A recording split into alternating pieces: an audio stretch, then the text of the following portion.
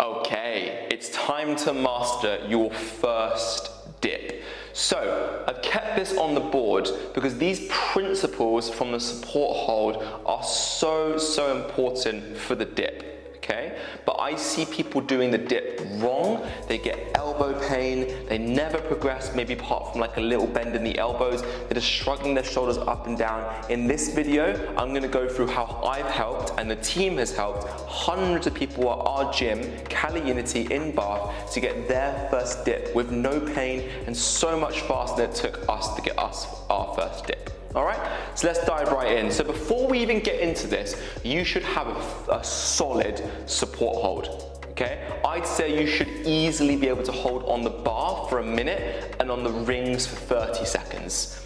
Locked arms, rounded shoulders, elbows pulling in, holding that nice and comfortably, really feeling the activation. The dip itself is such a fantastic movement. It works on the triceps, the shoulders, and the chest. Kind of a bit of core in there as well, but it's mainly for the upper body. Now, a common issue that I see in the dip, which as I said earlier, leads to that kind of elbow pain and not progressing, is people bending their arms too much without learning how to leverage their body and using their hips and their chest to get their first dip. So, the main kind of cues that I want to give you when you're working on your dips are A, push your upper body forwards. When you're at the bottom of a dip, you should be in this position here. Your hips should be high, your chest should be facing the floor, and your elbows should be tight, and then when you come back up, you're back into this position. You shouldn't be doing this. You're just gonna tear your rotator cuff, you're gonna really hurt your elbows,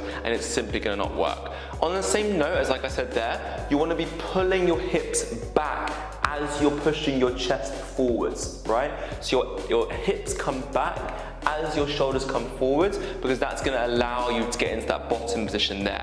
When doing this movement, you wanna make sure that you're rounding your chest the whole way. I see a lot of people they come down nicely and then they go like this and they go, ooh, and they kind of open their back up because they're much stronger in their back muscles than in their chest.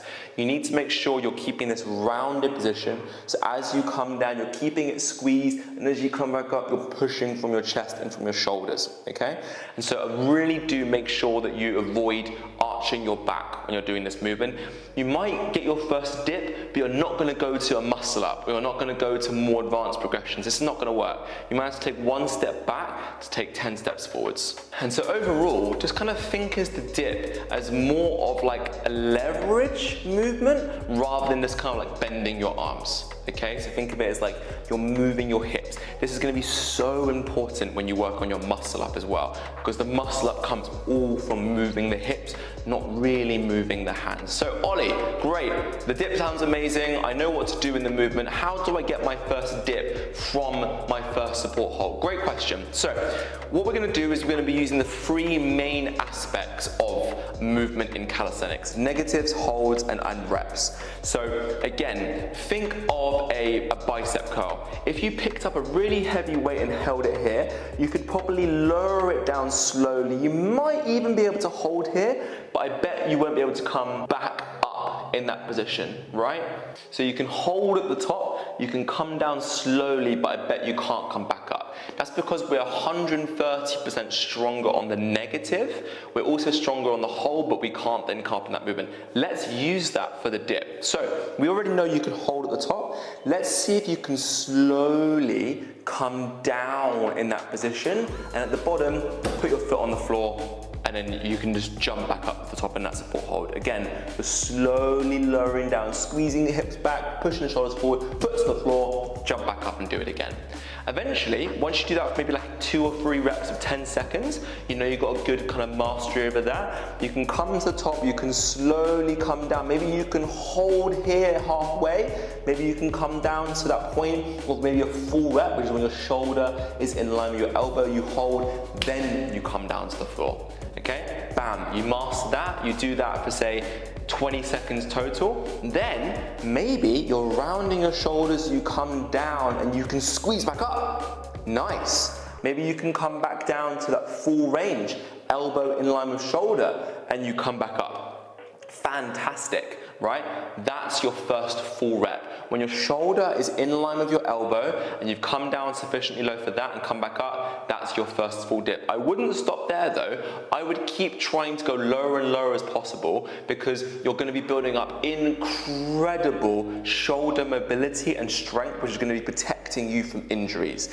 If you're working on this alongside your pull-up and alongside your skin the cat, you will be bulletproof to shoulder problems, because it's going to be so strong in all of these ranges, right up here, in this full range for the skin the cat. It's just going to be, your shoulder's going to be like, thank you for getting me strong and mobile, because everything you now do in life, nothing's going to come close to the stress that it feels on your shoulder doing a dip, okay? Now, a note on bands. Pull-ups, throw them away. Dips, I don't mind bands for dips. They're not as bad.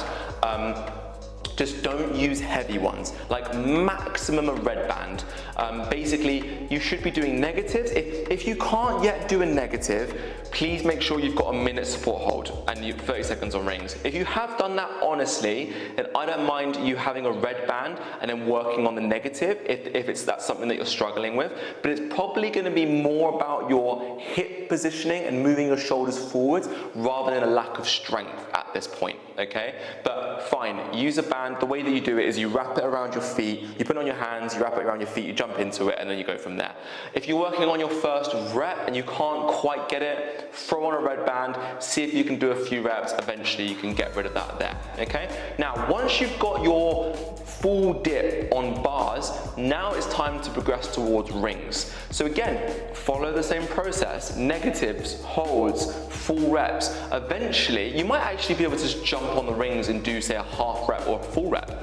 Go for it. But the most important thing with the rings is you have to keep them close. So it's all about keeping them in close, rounding the shoulders, and keeping this inward tension. It's very tempting to want them to come out. Keep them in as you're coming down, and actually you can progress even more on the rings by actually at the top turning them out like this, and then turning them in, coming down, full range of motion, coming out and turning out. So again, I would probably work towards 5 full range dips on the bar before you work onto the rings, because they are that much harder.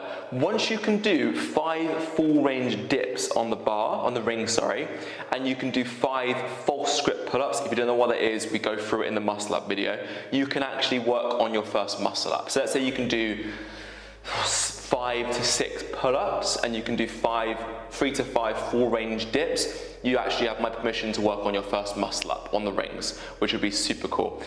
So some common bottlenecks and fixes, and then kind of progressions after this. So I see a lot of people trying to come up, again, arching their back. It might work at first, cheating it, but eventually you're just gonna not make any more progress. Take 1 step back to take 10 steps forwards. Really focus on rounding the shoulders, pulling the hips back, squeezing the shoulders forward. Feel the tension that you can generate from doing that, and then come back up from there, okay? So don't arch the back. I see people just kind of having like a neutral shoulder position and basically just kind of using the arms. You have to round and get the chest involved. The chest doesn't like to work unless you activate it. So make sure you're squeezing in and actually doing that. Make sure you're working full range of motion. So try and get that shoulder below the elbow when you're doing this stuff. If you can't yet do that, maybe add a band in, maybe work on more negatives, because you really want to be working on that and that full range of motion. Now, where do you go from here? Like I said, if you can do your 5 full ring dips and you can do 5 pull-ups, you can work on your muscle up. If you've done your 5 full dips, just keeping them in, you can then work on the kind of the turnout position at the top. And if you really want to get spicy, you can turn the rings out the whole time and do your dips in that position with your rings turned out. And another one, just be careful of your shoulders for this one, is actually turning the hands in and doing Bulgarian dips. So you're coming out to the side like this. It's gonna really, really work on the chest and give you a massive activation in there. So that is the dip. You've got all the information that you need to get your first dip. It's just breaking it down, doing it step by step, and you're gonna get there. Guys, If you'd like the video, please make sure to hit that like button below. It just means that I know that you're liking the videos and I'll make more. If you have any comments or questions, feel free to put them in the comment section below. I get back to all of the questions and comments on the CaliUnity YouTube, and I'd be more than happy to help you out.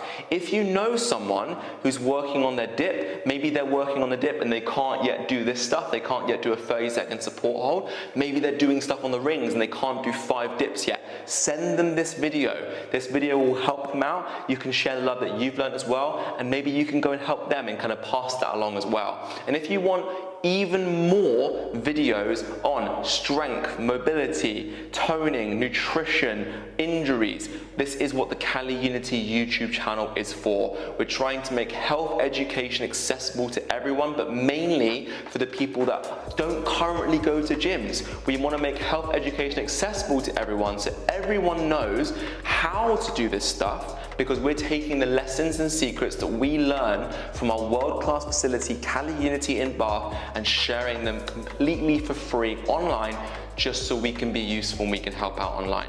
So if you want more content like this and you want to see more of it, click subscribe to be in the know for more content coming out in the future. Alright guys, best of luck getting that first dip. Let me know how you get on, and I'll see you guys in the next video.